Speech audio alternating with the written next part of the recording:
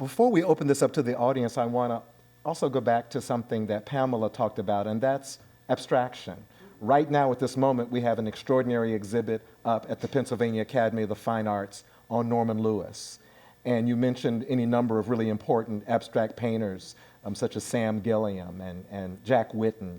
And I'm also thinking of Howardina Pendell and just a whole collection of amazing abstract artists of African descent. And as we know, this is a history that goes back in time. Norman was active in the 1940s with his abstraction, along with Hale Woodruff and others. And yet one could argue that it's in the 21st century where audiences seem to be able to not just embrace the figure, the black figure, but embrace the possibility of dreaming a figure, a voice, a movement, in Alma Thomas's brushstrokes, or in Jack Whitten's careful geometries, or even we can include Bob Thompson, his wonderful fields of color that you've seen in our galleries here. So I was just wondering, Pamela and Jack, you're looking at the whole scope of this work.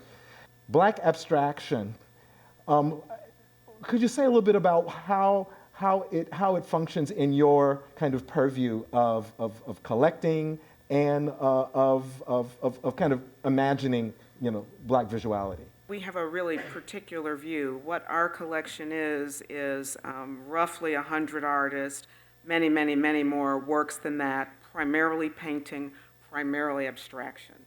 And we came to this appreciation of sort of this aesthetic. Again, through some of these stories that I alluded to and referred to earlier, but it strikes me that abstraction has a number of characteristics. First of all, even outside of the context of the African diaspora, globally, abstraction seems to be subversive. And artists of color in particular in this country who the Norman Lewises of the world began their careers as figurative painters and in the 1940s morphed into abstract painters.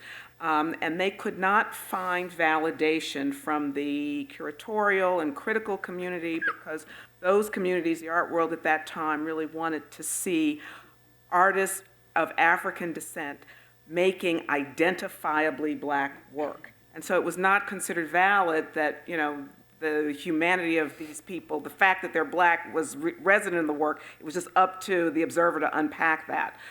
Similarly, the African American community really didn't validate the work at the beginning, the dawn of the civil rights movement, because that community had a need to see uplifting images of, black figures. So, I live in a region of the country not unlike this region of the country, the land of technological innovation.